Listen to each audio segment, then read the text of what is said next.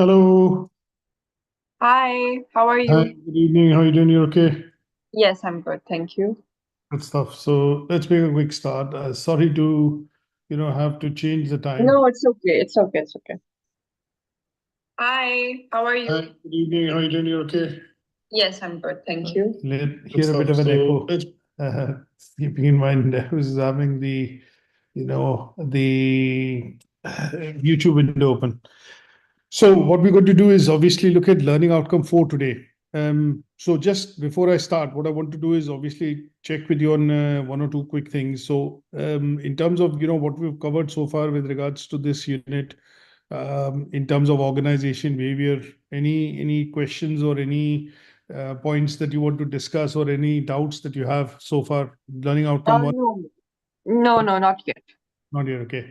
So learning outcome 1 and 2, essentially a bit of theories and how we apply, behavioral theories essentially and motivational theories in the context of, international tourism management. Second learning outcome was more about how do you manage and look at this context of international tourism and apply it with the knowledge and background of consumer behavior and, organization behavior structure in particular, and, how do we look at the structure and the culture of the organization affecting when you have people from diverse backgrounds, and let's say different backgrounds coming into work in a sector like this, wherein we look at a company which has operations in different geographies, and obviously they then need to deal with different manpower with regards to looking at culture requirements, motivation, and performance, thereby looking at objectives for the achievement of objectives for the organization.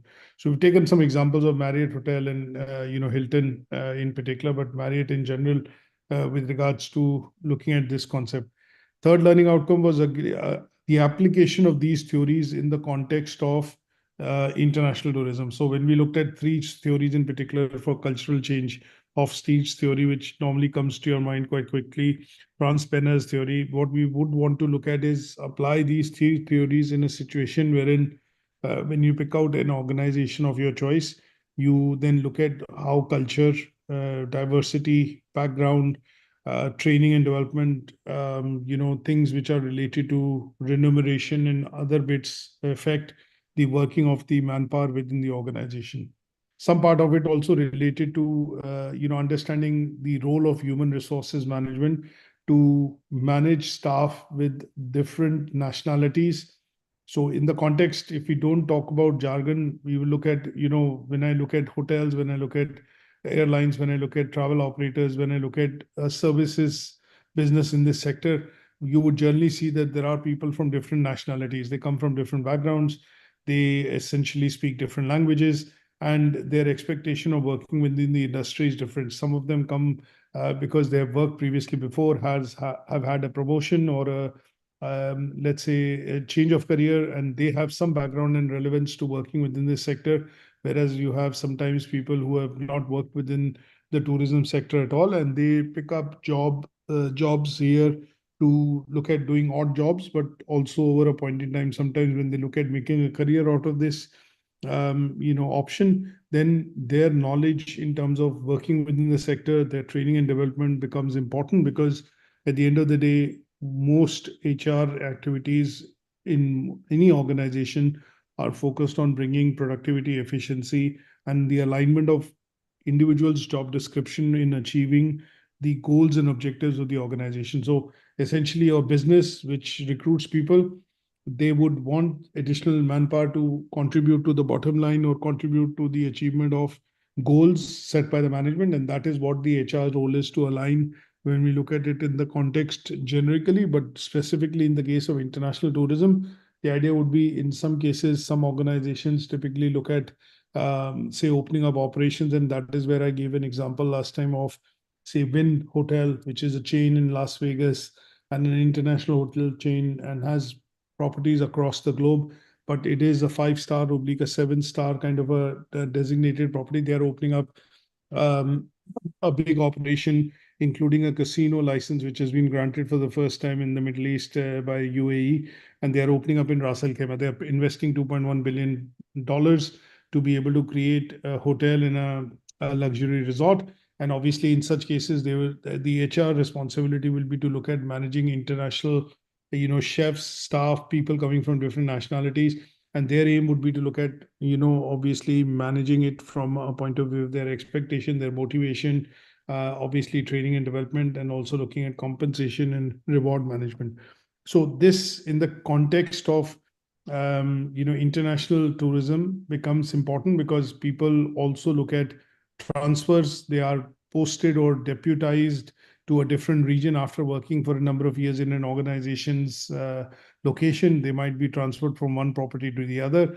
And in such cases, human resources then has a challenge to look at job rotation and obviously keeping the manpower within the organization, because one, they know that they have worked in the organization, they have experience, they have been trained over the years, and they would not want to lose that person in any department that they've worked in, whether it's food and beverage, whether it's maintenance, whether it's front office, events, administration, management. They would want to retain that people. And sometimes companies and organizations, they look at this option of job rotation by sending or having people to deputize and go and do work in another location, in a way seen as a bit of an incentive, but also seen as a bit of a job rotation. Now, in the last learning outcome, what we want to do is, so the third learning outcome was slightly different because it was be able to, which meant that here you have to take examples. When we look at the assignment discussion tomorrow, the idea here would be that you have to look at examples related to task, learning outcome 3 and its task, where you would need to have an example, underpin the theory, and also show the application of the theory by taking up that example. So it is be able to. Going back to learning outcome 4, today the discussion is going to be centered around, understanding the developments which happen specifically in relation to HR management of, responsibilities within the international tourism side of things. And how do you manage the transition, when you look at challenges coming up. And we will take up an example, but just very briefly here, there are 3 assessment criteria. So one is, what we want to do is review emergence of international human resource management in the context of tourism. So HR was a function that we've known, which exists as a backend operation or a backend function within most organizations, because marketing, sales, business development, account management, mergers and acquisition, and depending on the company and the operation, they generally tend to customer services. They generally tend to take the front or the front end seat of most of the operations or actions which are driven in an organization. Departments like administration, operation, engineering, to a certain extent, human resources, they form the back end of the organization. So here, what we want to be able to look at is what is the role of HR, and what is the role of HR specifically within tourism and hospitality management. That is what we want to understand, in the first context. So the role of HR in the context of, tourism and hospitality management organizations. The second assessment criteria that we are looking at is basically going to look at the importance of leadership and management skills. So what is leadership in international tourism? And secondly, what is the role of, having a good management or a good team being managed by leadership as a management team to be able to help the organization move forward, look at the functions of the organization, and essentially provide direction, which will allow the organization to, essentially, move forward. And we'll take up 1 or 2 examples to discuss this. The third part is basically looking at analyzing models of motivation. Again, there are very different models of motivation that we study. Maslow's hierarchy of, needs. We look at the theory X and Y. We look at the hygiene theory, the Herzberg factor theory. We have lots of different theories that we are aware of, but what we want to do is look at the application of these models in the context of tourism and hospitality management. So how does an HR manager differentiate, compensation, remuneration, reward management in the context of tourism? If I was working within a call center or a services-oriented sector, like call center or banking, for example, what kind of motivation or, motivational schemes does the HR department produce which could be schemes for employees, schemes, which are incentive schemes, reward schemes. How is the performance of the employee managed and rewarded in the organization? If we have to consider this, what we will look at specifically is the usability of these different models to see how they are implemented in the tourism and hospitality sector. So, for example, if you work within an airline, you work as an airline crew, whether you're on ground or in the air, you work as a pilot or whatever. Sometimes you would see that in the perks and emoluments that you get from your company, it includes free tickets, a few number of free tickets or travel, by air for you and your family members. Now, this is seen as a standard perk in most airlines. If we see people working both within the ground staff as well as, up in the air, when we talk about air hostesses or stewardess and even pilots. So we have certain, now this kind of a perk or an incentive might not be applicable if you work within an organization like IBM or Apple, because their primary business is not airline or passengers or travel. Their primary business is something different. So in some companies like Apple, Samsung, or other such product basis companies, wherein here some of the employees get 30% off or 50% off on an appliance that you're buying for your home or a gadget that you're buying for yourself, and you get certain options of buying it once a year or once in 3 years. And they would seem to be specific types of schemes which the HR produces to keep the employees motivated, and they are a part and parcel of your package or your employment contract or the contract which the organization provides. So here, what we want to be able to do is essentially understand this part of it and see what kind of schemes can be created by HR specifically in the context of motivation and motivational schemes. So these are bits that we will look at. And obviously, the reason why these schemes are created, incentive or reward schemes, is to keep employees motivated, to make sure they feel they are valued in the company. And it helps them to be motivated and loyal, essentially, in performing performing their duties to the fullest. And these kind of schemes, sometimes you also see when we, look at as consumers, you have a Black Friday sales, which have just gone a day or two back. And obviously customers, were enticed by consumer companies or, fast moving good companies to say, okay, you buy 2 of these or 3 of these, you get the third one free. 2 of them you pay for and the third one is free. So these are schemes which are used at every level, both for customers, employees, contractors, and obviously the management. And they are a part and parcel of any HR's HR person's arsenal, because he or she needs to be able to come up with these ingenious reward or award schemes, which will obviously catch the imagination of the staff, would cost as little as possible to the company, but at the same time would be seen as a big motivator for people or staff working or associated with the organization.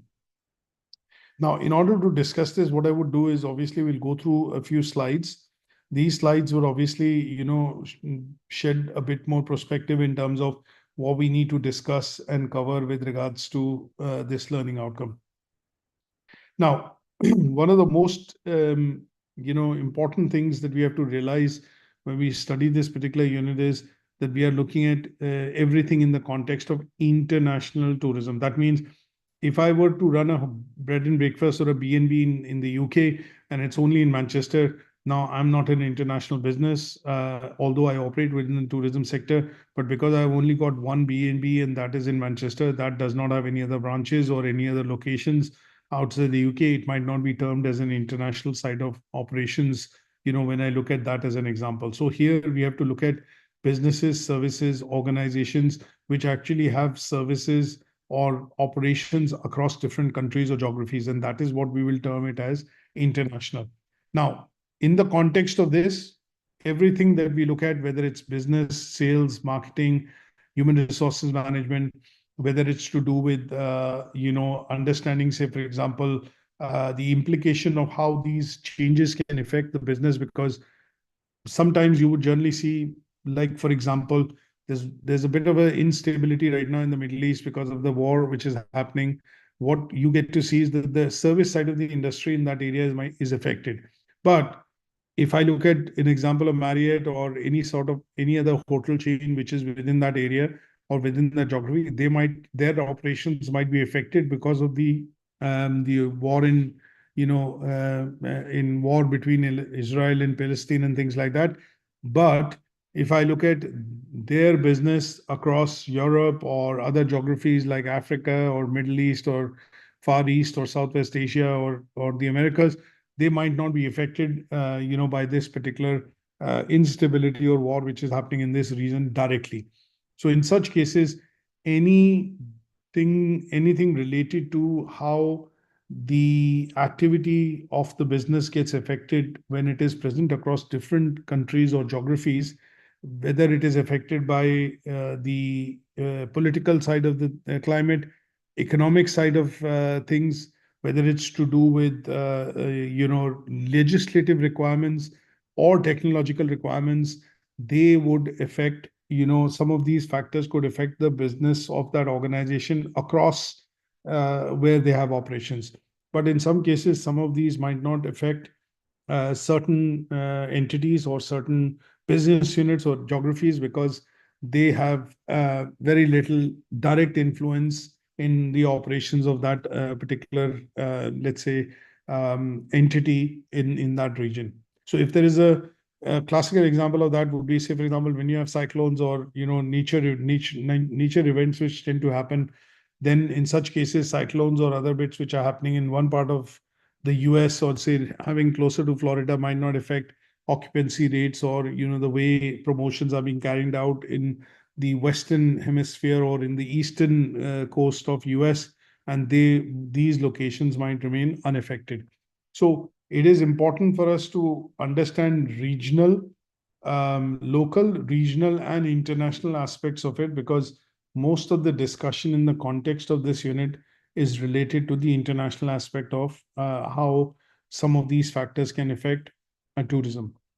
Now, when we look at specifically, because the learning outcome talks about understanding developments in the context of human resources, what we need to be able to do is put some of the points which come across that I've come across is how does this particular process look at from a point of view of somebody who is wearing the HR's manager hat in an organization. So one of the things that you look at is that if you have operations in different countries, one thing that will be in the forefront of human resources managers' strategy would be to look at global talent acquisition. That means they need to be able to manage how they acquire talent in a particular geography.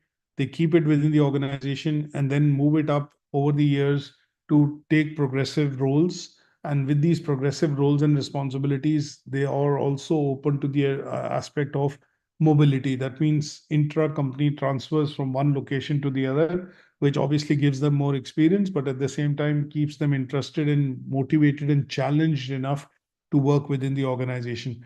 So sometimes you would see there are on the intranet of the company or notice or bulletin boards, if the company runs it, they normally advertise internally the positions first. If they're not able to fill that position internally, then only then it is then advertised, maybe through an agency or an associated external party to be able to recruit that person from outside. Sometimes you would see that, okay, if they have a new property coming up in a particular city, they have a requirement of an F&B manager, and in one of the existing branches, they have people who already work, understand the business and the culture of the organization, but at the same time, they might be raring to, let's look at get a promotion, and in such cases you would see that the vacancy would be posted internally, and in such cases people would opt in for that vacancy, and if they do so, then they are given the first opportunity to be able to move across within the organization to a different role or a different location. Now, there could be certain challenges if this particular transfer is happening, from one country to the other. So things like, if I look at wearing my creative hat, then I have to think of things which the HR manager would need to have in the policy. For example, if I'm looking at moving from Costa Rica to Peru because I'm getting a promotion, I've opted in for it, that's fine. But what the employee would then look at is, if I'm having to move, that means I need to move my family. I need to look at relocation costs. I need to also look at some of the other challenges in terms of requirements, and these could be requirements in terms of visas, or meeting a particular set of requirements specifically to apply and get into the country to be able to work. And those are things that the individual will fall back on the HR department to ensure that they have given him the right amount of information, the process, and also compensation to be able to take things forward in terms of the transition which the employee would need to do. So sometimes you look at this as a major challenge, because when you look at large hotel chains or big airlines which typically have staff working across in different locations, the staff would travel to a particular location. They would have a base station. They would be based out of there. But obviously, if they have a different nationality, or if they travel in the flight hours, for example, in this case is more than 8, then they would be needing to stay overnight. And in such cases, transit visas, or they need to have some sort of a solution which is made available through the HR route, which allows them to, spend time, which is for the break, but, also then look at flying to those destinations, or work between those destinations, which will give them allow them to meet the regulations from a point of view of visa, and also from a point of view of compliance related to staff being able to work through locations. So sometimes an example that I normally give is that if you look at Emirates, they're based out of UAE. If you look at Emirates, it's the base of the airline is in Dubai. But a lot of staff, when Emirates flies to US or Canada or Europe or other countries in the Far East, what you would generally see is that the staff needs to stay overnight. And some of the staff have bases in such locations, and they carry different nationalities. So they would get some TADA, which is daily allowance and travel allowance, because they would need to stay overnight in a particular location after 8 to 10 hours of flight. And in such cases, this facilitation in terms of challenge is going to be overcome with the help of HR, and they would put things in place to ensure that staff have the requisite, permissions to be able to stay and obviously maintain their stay while they are, holding that assignment or conducting that assignment. Now, another point that will come to your mind would be the emphasis on, say, diversity and inclusion. Now, sometimes you see companies advertise and they say, okay, we need candidates for the administration role or for the reception role. And they'd say, okay, female candidates only apply. Now, those in certain countries is not acceptable, because you have to look at equality and diversity. And obviously, this advert in such locations would not go at all, because it will be reported to the Advertising Standards Agency, and this would be seen as being biased, because it's only always eradicating, or let me put it this way, already eradicating or weeding out half of the male population which might be interested in applying for that job. So this would be seen as discrimination. So in such cases, HR department needs to look at making sure that they have policies and processes in place which allow diversity and inclusion to happen. They would basically look at creating a work environment wherein people feel welcomed. They feel, I would put it this way, they do not feel intimidated, or they do not feel that they are out of place, and their diverse backgrounds and values and beliefs do not come in the way of, their, I would say, execution of duties. Now, there could be some technology. I have a question. Yeah, go ahead. So like in the UAE, for the jobs, they do specify they want like a certain nationality. So Yes. how is it like in the UK, like for the jobs? Do they like specify they want this nationality, or do they like include everyone? So in some requirements, specifically say within airline sector, some of the jobs when they advertise, they also put in place where this essentially job would be based. Now, if they say that the base is going to be UAE, then obviously, say for example, there are lots of people from India, Pakistan, other places in Africa, or even nearby countries when they apply. Now, if they are not having the nationality of UAE, then in such cases, what you call residence permits or long-term work visas are provided by the employer, so that the employees can actually work and be able to stay in that location, not as a visitor, but on the basis of their work related requirements. Now, a specific example here in this case would be, for example, a lot of airlines have tie-up with Emirates and Etihad, which is the other one at Abu Dhabi, and they then form what are called carrier connections when they travel to different countries. So sometimes a flight from the UK, would be an Emirate flight, but when it lands up in Dubai, from there, the connecting flight to India might be an Indigo flight or an Air India flight. Now here, the staff of Emirate would not be allowed or would not be required to fly on an Air India flight, which is a partner which is providing the connection or connections to a particular city in India. But if it was an Emirate flight which was flying, then one of the things which the staff would need to have very clearly is that they would need to have some sort of long-term visa arrangements, so that when the flight lands up in Delhi, Hyderabad, Mumbai, or other locations, for example, they would need to, if they need to stay overnight and the flight is not returning back and they have to deplane, then in such cases, the company's position, and in this case specifically the HR's role, would be to ensure that they have staff which have relevant visas. That means, one, they could be Indian nationals, specifically because they are going to stay overnight and they work between the connections between Dubai and India.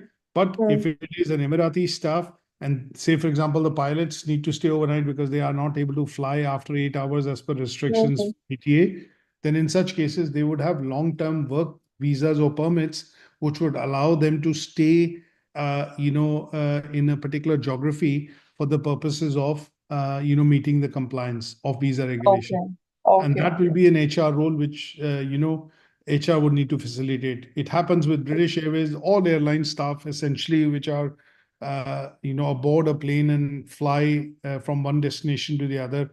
They would have some sort of visas, because dual nationalities do work in certain cases, but in most countries, dual nationalities are not allowed. And in such cases, the staff would have, some sort of, what do you call, visa related documentation that would allow them to, travel uninterruptedly for the purposes of work in that location. Now, when we look at, say, for example, sticking to the same example, because another point would be that in certain of these industries, there is a lot of work which needs to be done. There are long hour shifts, like 8 to 10 hours, 12-hour shifts, and employees in some cases, feel stressed and they need to maintain a work-life balance. So what you generally see in most hotels or in most, let's say, services related sector businesses, is that the staff has the ability to work, flexible hours. So in most cases, when you look at an airline staff, sticking to the same example, if they've had a long haul flight and that long haul flight is more than 8 hours of travel, then they are mandated to have a stayover, which will allow them to get 8 hours sleep, and then they would be put back onto the flight or a return flight, which is coming in from the same destination the next day, because they wouldn't be required to meet that, time requirement in terms of, not being able to fly on a back-to-back long-haul flights. So it is an important point for pilots, important point for flight stewardesses and people who are on board the flight. And this would apply in order to not just meet with the compliance of ATHE, but also from a point of view of ensuring that employees are able to maintain what is called a work-life balance. You don't get stressed out. And obviously some of these, long-haul flights would mean that, or mandate essentially, that staff gets an 8-hour overnight stay or a halt in a particular destination before they are required to fly back or fly onwards to another destination. So here the HR would need to put these strategies in place. It will be a part and parcel of the employee handbook, a part and parcel of the HR policy, that if they recruit people and they are required to go on to long-haul flights, and whether it's a pilot, whether it's staff which is on the flight, and they would need to comply, because one, the legislation, it's a legislative requirement, and the second is to ensure from a work-life balance perspective, that employees get the time to be able to recoup from such long hours of flying, and that would not have any should not have any detrimental effect on their health. And in such cases, the focus is of HR strategies to ensure that the employees remain productive, they obviously remain healthy, but at the same time, they are able to, maintain a work-life balance as far as their day-to-day responsibilities are concerned. Now, if we now look at, say, for example, one of the other things is the role of, the human resources management in the context of, let's say, travel and tourism. Now, when we look at this in specific, what we need to look at is what are the key activities which HR does in the context of international tourism or tourism and hospitality sector in general. Let's look at putting our thinking hat on. What do you think the HR does in general within the organization? And then we'll apply some of these points to the tourism sector in particular. What do you think is the role of HR within most organizations?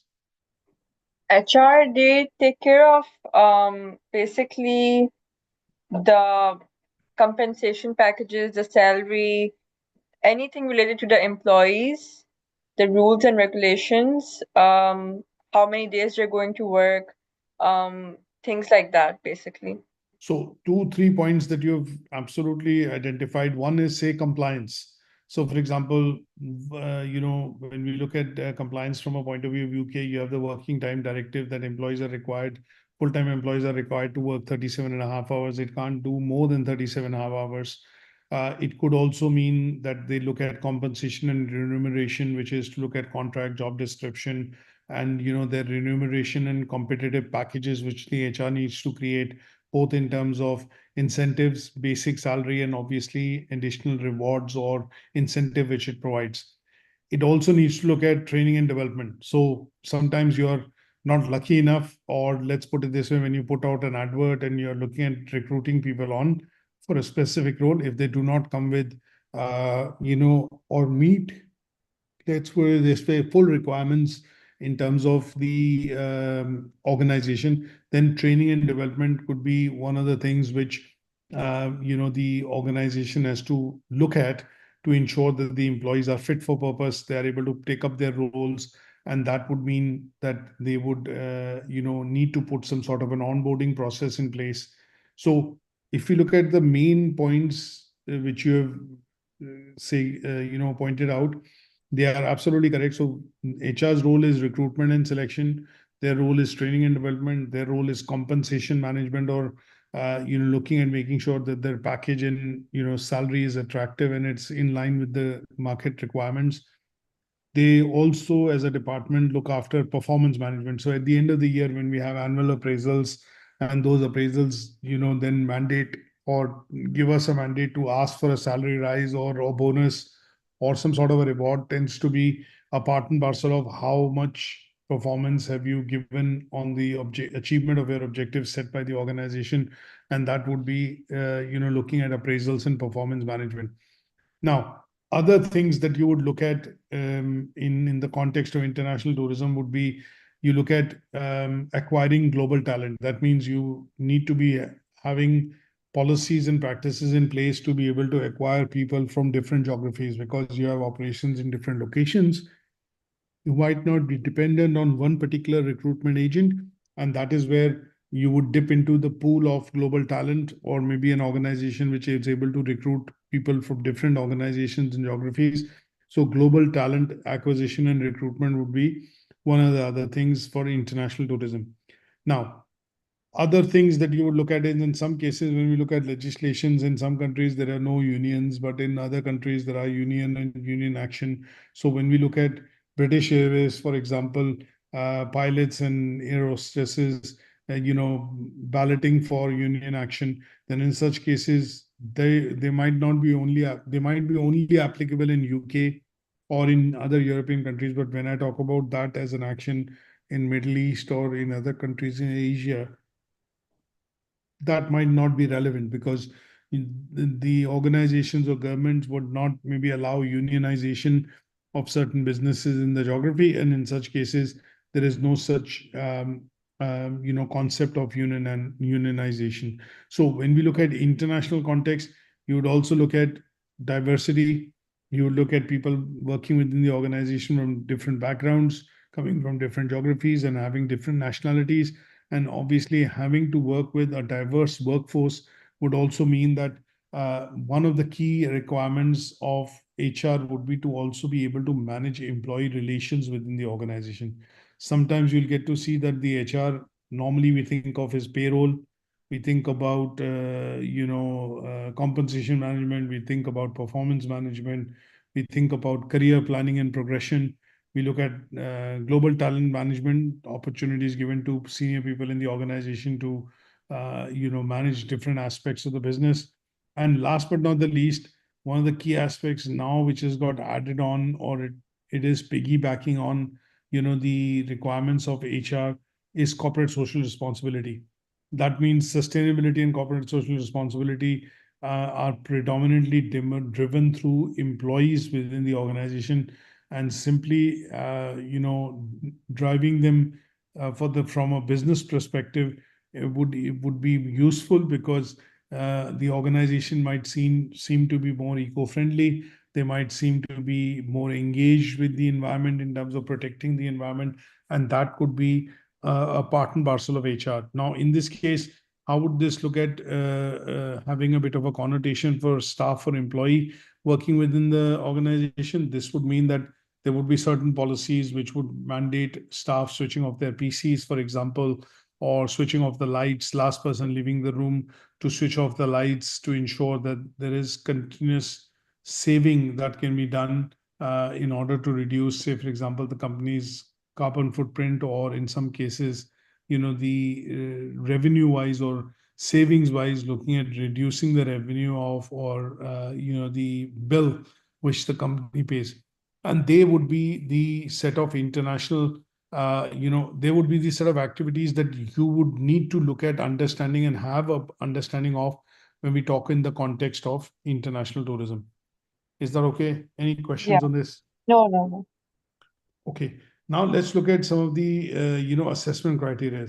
So when we do talk about some of the assessment criteria, what we want to be able to do is, the first one talks about the review of forget the word review. Let's look at the key bits in the task, which is emergence of international human resources management. So when did now this is something, if before we get into this criteria, let's look at what is the difference between, if I ask you this question, what is the difference between HRD, HRM? Do you know the difference between the two?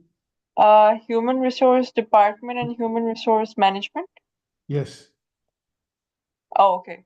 The difference between it, I think department is like a whole team of people, and then management is how like what are the policies and procedures they are applying, like how they're actually carrying out the practices. Okay.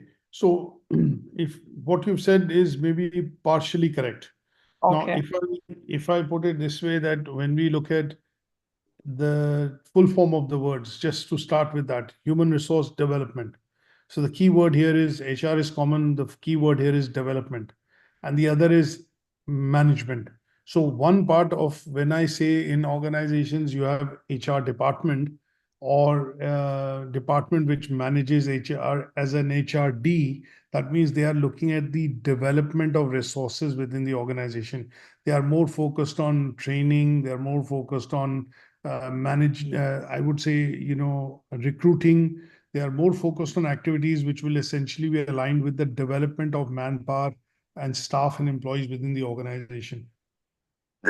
So when we say HRM, HRM is more about, managing employees and ensuring the smooth functioning of the HR function and operations within an organization.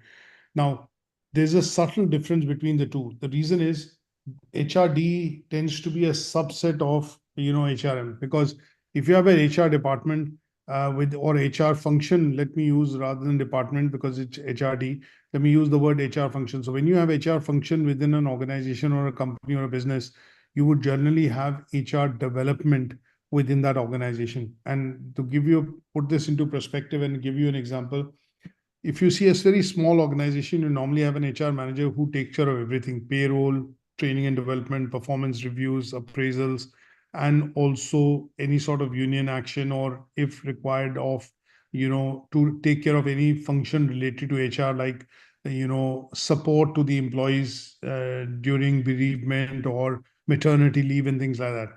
Now, assume if you are working in an organization which is a sizable organization of, say, 200 employees. We go by the definition of businesses. You have 0 to 10 employees, that's a micro business. You have 10 to 50, that is a small medium business. You have 50 to 51 to 250, that is, what do you call a big business. And anything over 250 would be a PLC or a public, or say, for example, a corporation. Now, if we go by that definition and look at working within a small, medium business or an enterprise SME, you generally have 250 or more employees. Now, in such cases, even the HR department would be a combination of a couple of people working on different roles. So one manager would be focused on training and development, or L&D as we call it, learning and development. One person within the department would be more focused on performance management reviews. One person would be focused on compensation, rewards, and incentives. One person would be focused on payroll, and one person must be focused on recruitment, selection, and any sort of action related to, unionization or dealing with, queries from the employees. Now, because this is a full-fledged department, if you now look at or differentiating between the two parts, human resource development and human resource management. So the department is going to be looking at or being called human resources management. Within that, there are various cogs that we talk about: L&D, looking at compensation, rewards, performance management, second, third one, looking at payrolls, looking at something else. They would be different departments within the same organization of HR itself. And when we look at that as an example, you would look at within that role, I would say I work as an HR manager. But if I go into asking a second question, what do you work as? Well, I'm a learning and development manager, training manager within the organization. So somebody would else ask, what do you do? I'm the quality manager, which looks after policies, procedures, and their implication of it on staff, contractors, and employees. Okay, what is your role within HR? I'm responsible for recruitment and selection primarily. That means that person only works on recruitment and selections, and to a certain extent, performance appraisal. Then there might be a person who would be a union representative within the organization. So if there are people who go to the union, maybe feel that they need to take action against the organization, they've not been dealt with the right hand, they might seek help from the union. Then there'll be a union rep within the department which will actually deal with unions. So these are things which are going to be subtle differences between the two. Now, apart from this, when we look at going into HRM, it's mostly management. That means focused on managing the employees within the organization. When we talk about development, it is focused on developing skills, knowledge, and competencies within existing employees so that they are able to perform well. Now, we can go into details of it. Similarly, when we talk about, the role of international human resources management, this is another subset of human resources department, which essentially deals primarily in the process of managing employees when they work and come across from a different location within the organization. That means here, the IHRM part of it would mean that their scope is bigger than the departmental scope, because they are going to manage various HR departments across different geographies for the same organization. So here the person in the IHRM role will have maybe a global scope. They might also be looking at dealing with different types of people and nationalities, depending on the roles that they're recruiting for in different geographies. They would generally have more knowledge about compliance and legislative requirements for employees working across different geographies. They would understand local laws, for example, labor laws. They would understand minimum requirements of wage. For example, in Europe, if I look at, if you look at British Airways, for example, the minimum wage or salary within the UK per hour for somebody who's over 24 years old is £11.50 or 44 pennies. Now, this changes to $15 in the US. that person would be aware that if they are looking at recruiting somebody in the US, then they cannot pay $15 or less per hour to the employee who's being recruited. In the UK, this would be this. But when we go into the European Union, and if you look at France, Germany, there'd be 15 euros that they will be required to be paid before they can be, employed by the organization. So the person in this role, IHRM role, which is international HR role, would be aware of these differences, which are, regulatory requirements to employ manpower in different geographies. And then you could look at the person might also have exposure and knowledge about using different systems on technology. There are various systems, which HR companies use.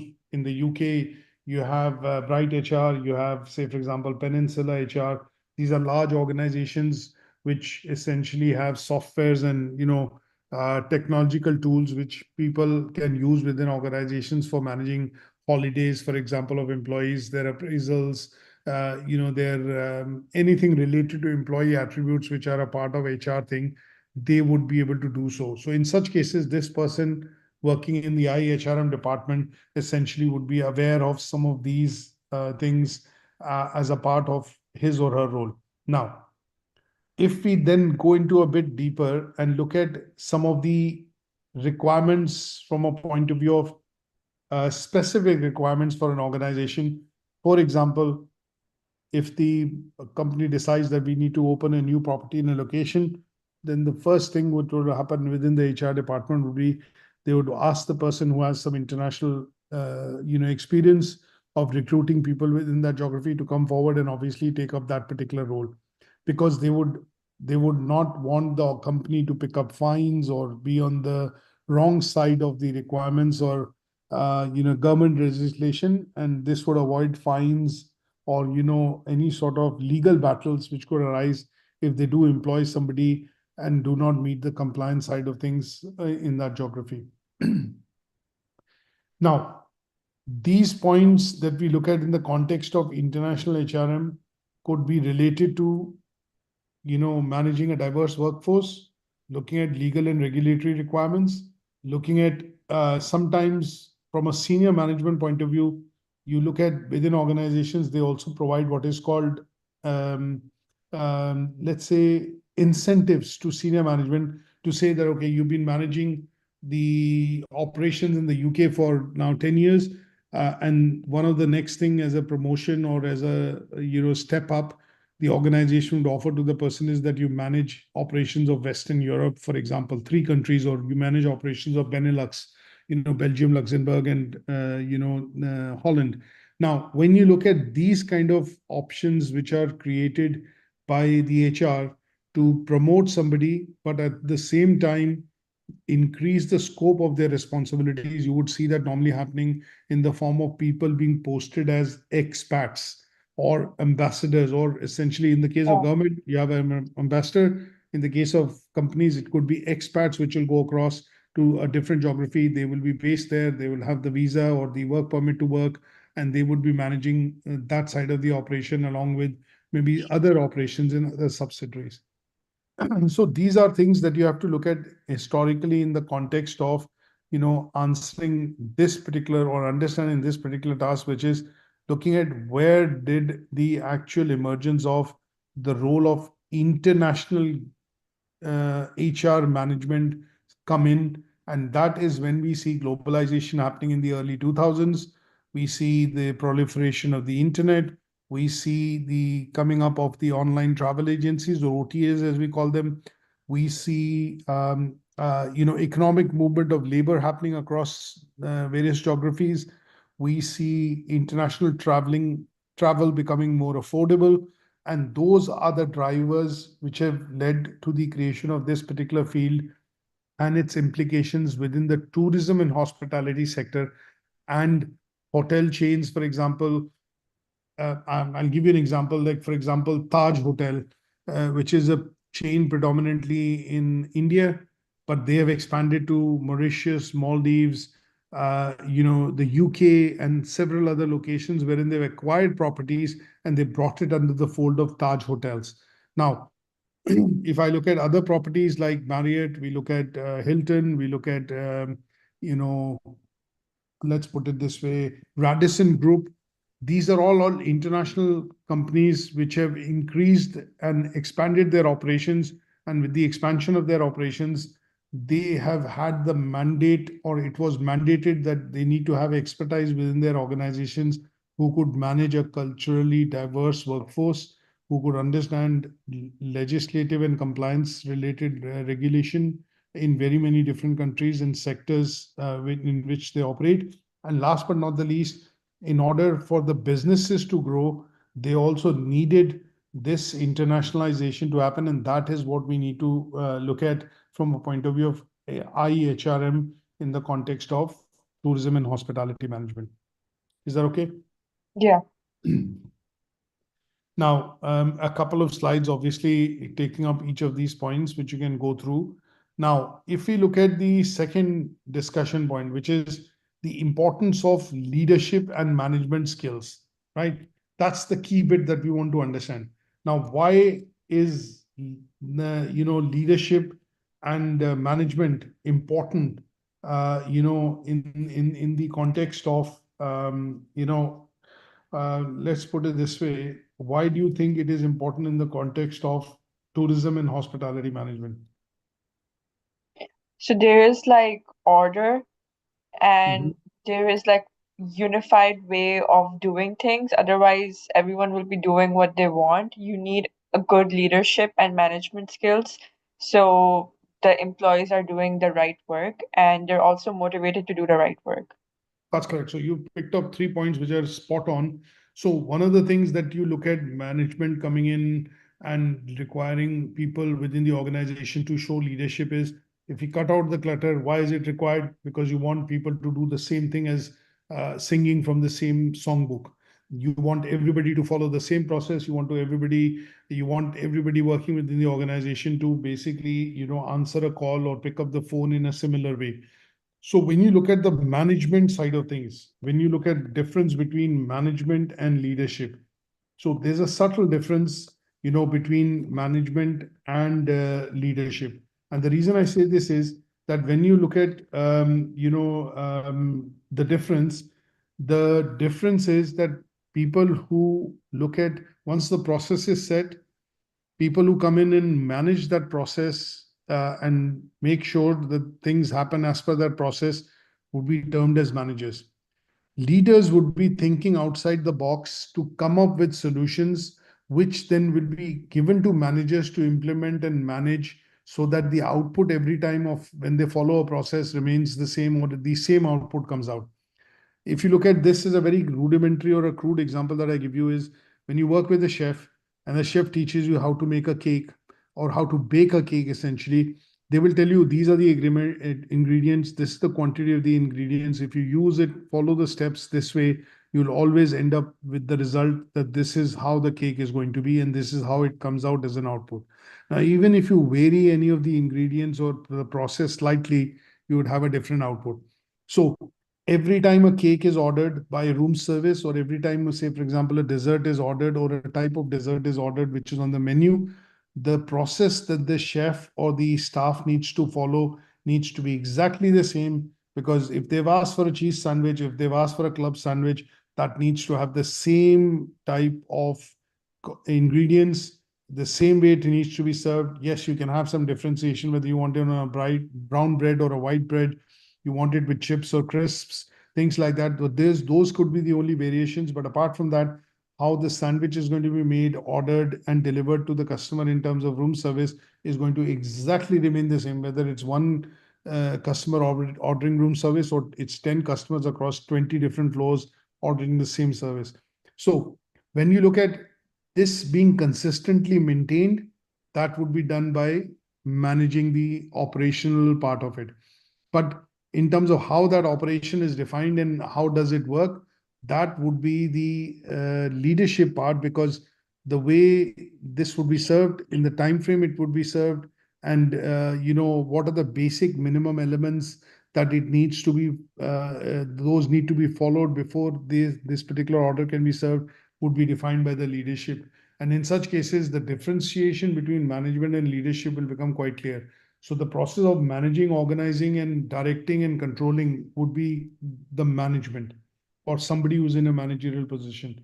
But when it comes to inspiring, influencing, or for example, guiding individuals or people or teams to achieve a particular objective and achieve that objective every time, that would be termed as leadership. So when we talk about the importance of leadership and management, there are going to be different skills which will be required with different sets of people working within the organization to bring that output. Now, management focuses on processes and systems and structures. Leadership focuses on people, vision, and long-term goals of the organization. So when we talk about this in the context of international tourism, what we are looking at is differentiating between first leadership and management skills and what is the role, and then giving an example to discuss what would the leader do and what they would be responsible for, and what would the manager do and what would they be responsible for. So if I talk about now leadership and management skills, one of the things which you would always look at is that leaders will be able to work with cross-cultural, when I say cross-cultural, that means they will be able to work with different kind of people within the organization. This could be primarily because of lots of reasons. One, they've had lots of years of experience. They have worked within various departments within the organization. They understand the workings of each of the roles and responsibilities that they have executed in the past because they have been a part of it. And that has led to a growth wherein they are in a position that they can now lead and inspire. The other part would be people have come with competence, which could be from outside. That means they have worked with a competitor, they have brought in experience and expertise from outside the organization, but those are transferable skills that they have got. And when it is required, they are able to inspire, they are able to, get people to back up their vision and obviously understand the goals and the objectives which have to be fulfilled. So in such cases, there would be common things which would be common across. When I say common skills, not common things, common skills, I would rephrase it, which would be present across people who are in the leadership position and also in the management position within the hotel.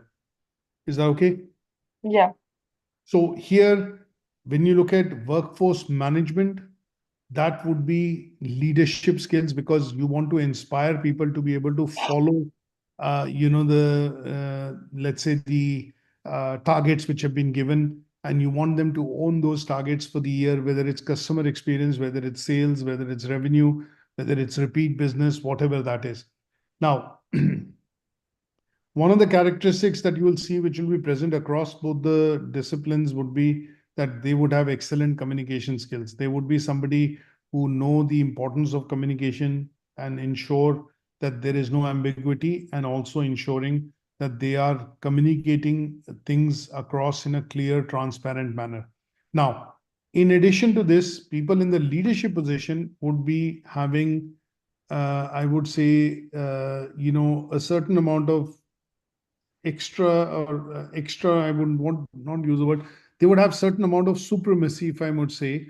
That's would signify that if they need to inspire somebody or they need to give an example to somebody, when they say it in a way that would inspire the staff to, or employee or contractor to follow the advice or guidance which has been given. And that would be something which leaders would have, because they would have that ability to be able to explain things across to employees in a way which would get them to back or follow them because they feel convinced, they feel credible or credibility, they are able to build credibility, and they are able to inspire people to be able to follow what they are saying.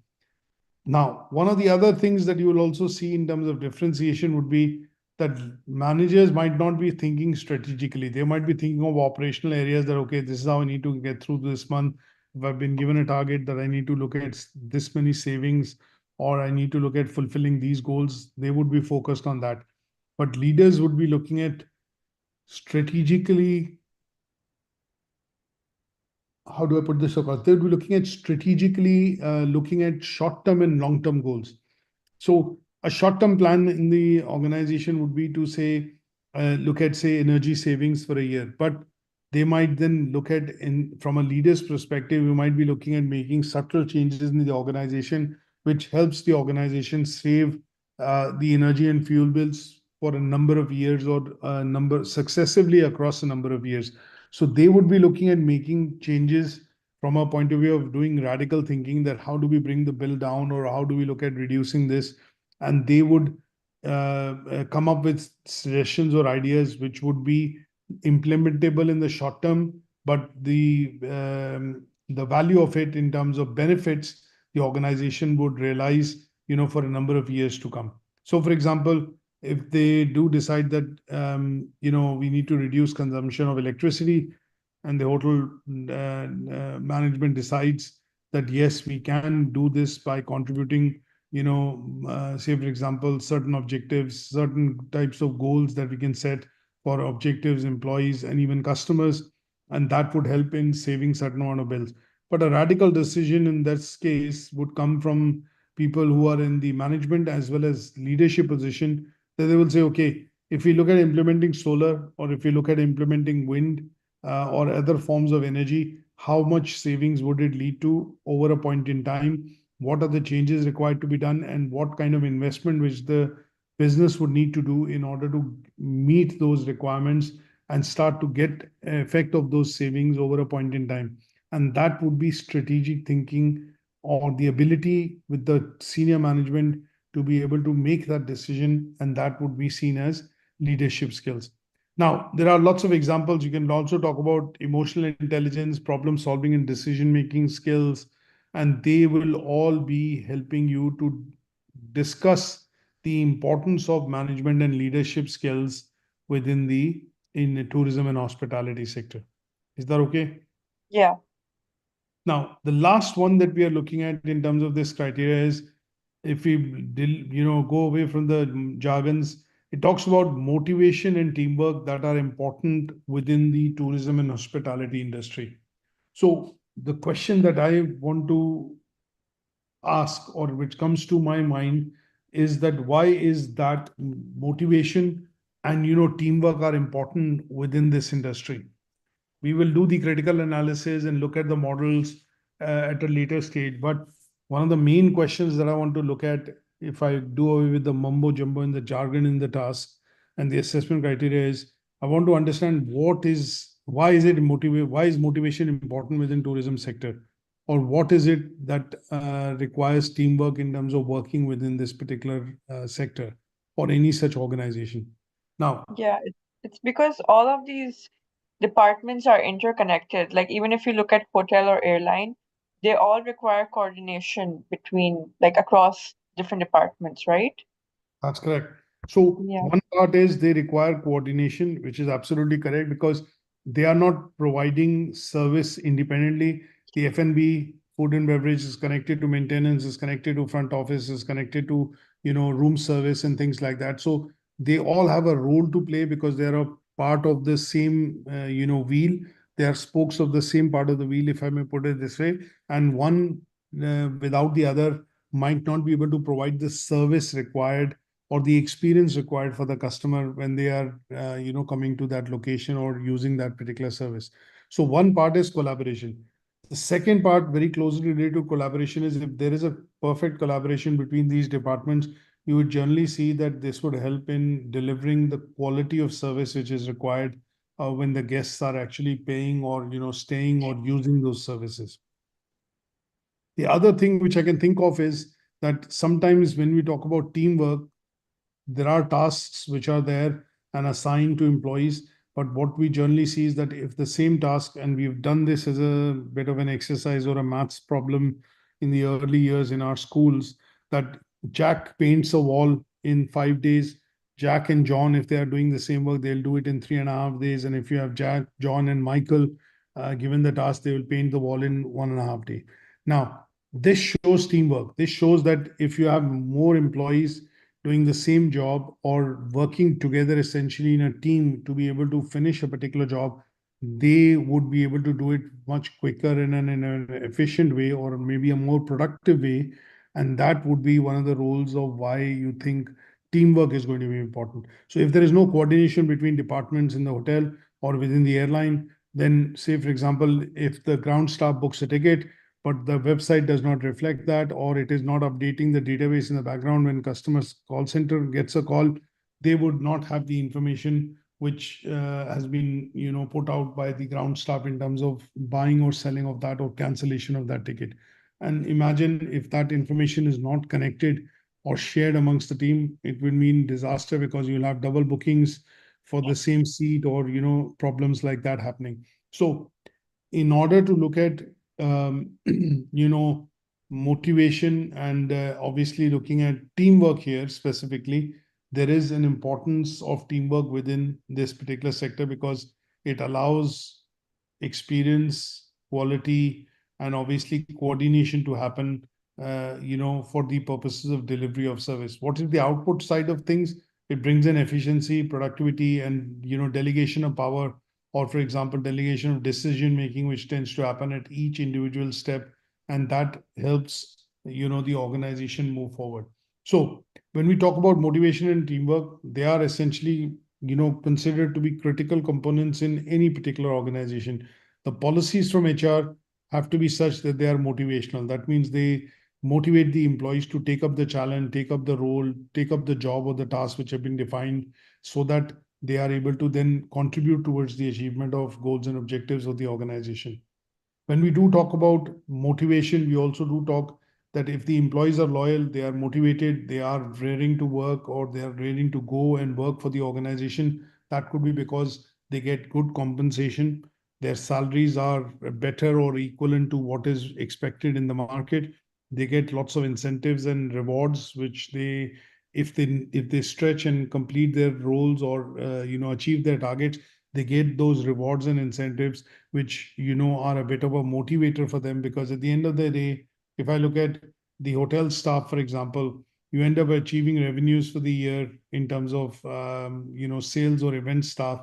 You normally see they'll be eligible for a bonus, and that bonus is equivalent to 1 month's salary at the end of the year. If I look at this staff being from a point of view of quality and front end service, if they do not receive, or receive 97% or 98%, 5-star reviews, they are in for a bonus or a reward. And in such cases, the rewards in most hotels tends to be that you can stay at any property of the group for a 3-day holiday or a 2-day vacation, something like that. And they tend to be in limited number of such awards available, because it then motivates, creates a sense of competition, and obviously makes the employee work towards that aim to achieve that for the organization. Now, that's the general context of it. Now, if we need to understand some of the models of motivation, one, we have looked at some of these in, I think, the first or the second learning outcome, wherein we talked about Maslow's theory of hierarchy of needs. So somebody joining new in the organization would have very basic physiological needs. There would be safety needs. Then there would be, needs in terms of, I would say, belonging. That means they want that their job is permanent. They feel a sense of security in their job. Obviously, at some stage, when they get promoted, they have needs for esteem. That means title. And at some stage, they want to look at self-actualization, which is implementing their experience and putting it to work for that same organization. Now, what would be the usage of Maslow's hierarchy of needs in the context of, I would say, tourism sector in general? Now, if I put it this way, that when we talk about this particular model in the context of motivation, what is it that this model can actually give us an understanding of? Now, from a tourism perspective, if I look at the 5 types of needs which are there placed in a pyramid form from Maslow's point of view, I would look at physiological needs being the basic needs. That is the base of the pyramid. And in such cases, here, what I would see is, from a tourism context, I would see that travelers who are coming into property or using a particular service, they would need basic amenities like, food, water, a good room to stay in with some basic amenities within the room. And that would be, their basic need. They expect, if you're paying for a hotel, say if you're paying 35, 40 pounds for a room, your basic requirement of the room is that it needs to have a good bed, a good ambience, some lighting, food, water in an ensuite, or a toilet within that room. And that would be the basic need.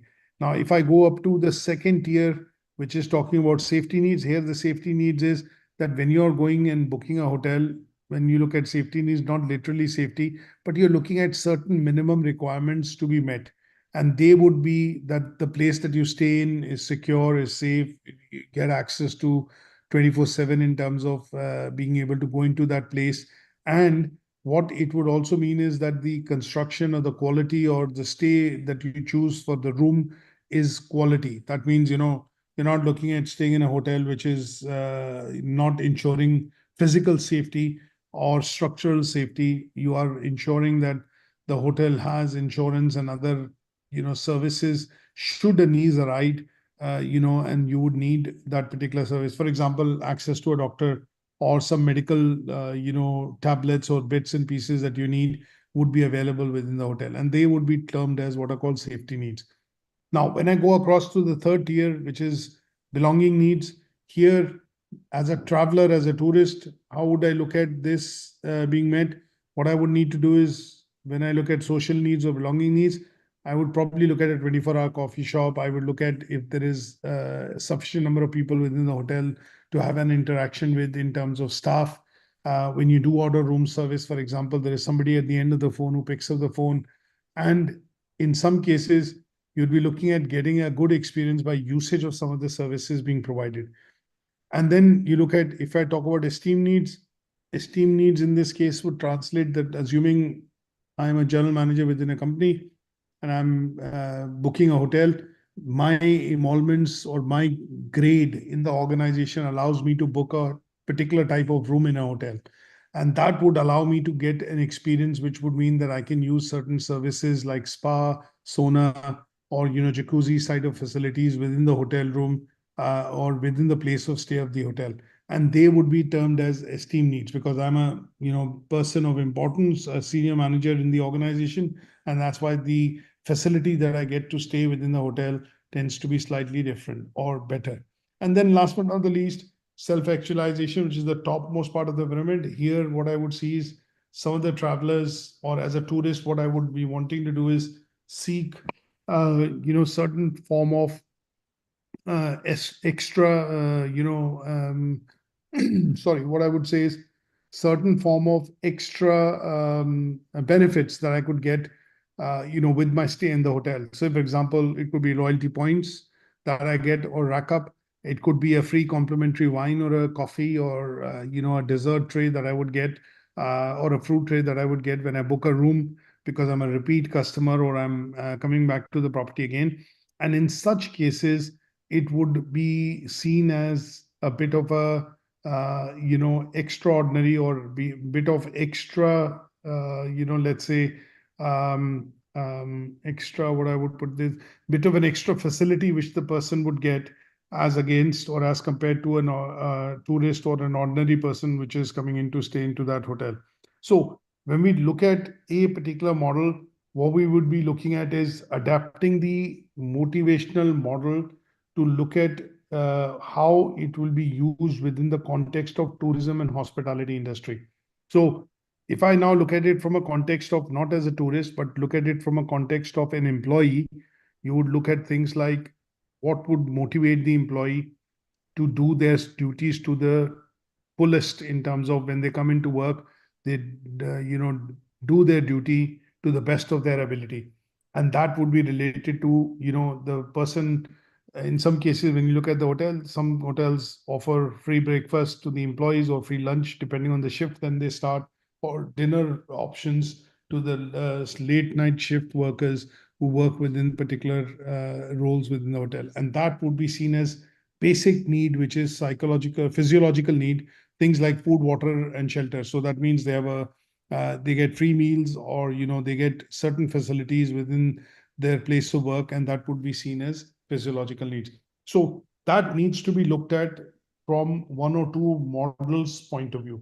So when you talk about motivation and application of these motivation theories, we want to be able to understand how they can be applied within the context of tourism and hospitality sector. Is that okay? Yeah. So what I've done I've taken up, I think, 3 or 4 theories, which is looking at self-determination theory, the Herzberg theory, and the theory of, Maslow's motivation, and then applied it in the context of how this is relevant to the tourism and hospitality industry. Now, Oh, 2 other things which I would also mention.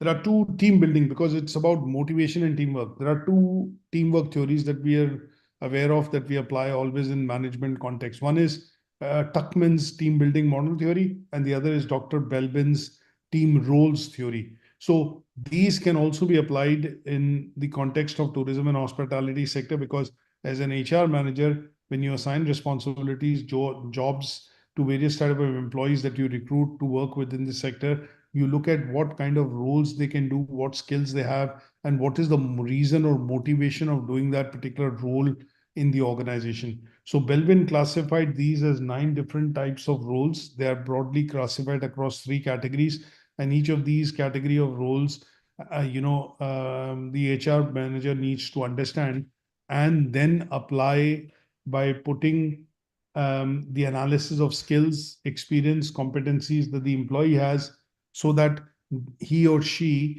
when they are given that particular role, can actually perform in their particular role. So you look at Belbin's model and you look at Tuckman's model, and that would allow you to understand the teamwork side of things and how they are applied within the context of tourism and hospitality sector. Okay. Now, there okay. are 3 or 4 models. Lancioni's model is primarily a built up or a further advancement in terms of work which has been done on Tuckman's model. And that is a modern day version of, how we generally see, teamwork or team roles being assigned, within any part of the organization, whether it's business, management, engineering, across various sectors. And when Lancioni's work, when he proposed that, he proposed that there are 5, dysfunctions essentially in the team.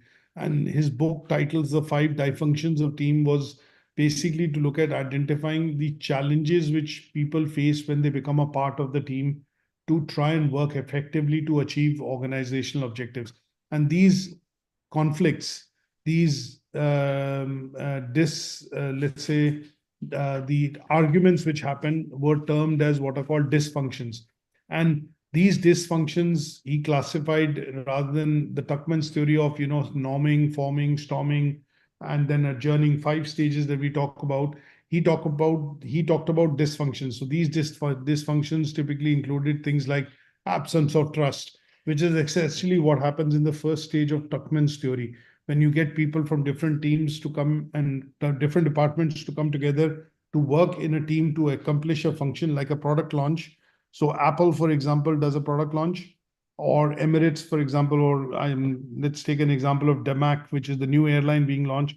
Here, they would bring for the launch function or the event, they would have brought across people from different departments within the organization: ground staff, air staff, management, customer services. And their role was to come in and put together a launch event. And after that, they would go back to their usual responsibilities, job roles that they do on a day-to-day basis. But when different people from different departments are brought together to form a team, instead of naming them as 5 stages as Tuckman did: storming, norming, calming, norming, then performing, and finally adjournment. So here he named these 5 stages as absence of trust, fear of conflict, lack of commitment, avoidance of accountability, and inattention to results, which have the same connotations as what Tim Tuckman's model was, but he named them differently, which were basically conflicts or arguments or dysfunctions, which essentially lead to the formation of this team. So what you need to be able to do is understand what theory might be relevant when you put this into context of tourism or an organization within tourism. And that is what we need to accomplish in this particular, assessment criteria, which is understanding the importance of motivation and teamwork within the tourism and hospitality industry. Okay. Is that okay? Yeah. So what I'm going to do is I will upload the copy of this presentation and the recording tomorrow morning, because what I would do is I'll update the slides by inserting some images and obviously putting in some handouts, for the theories, specifically the 3 motivation theories, so that if you need to read into a bit more detail, that can be done specifically for understanding this learning outcome. Okay.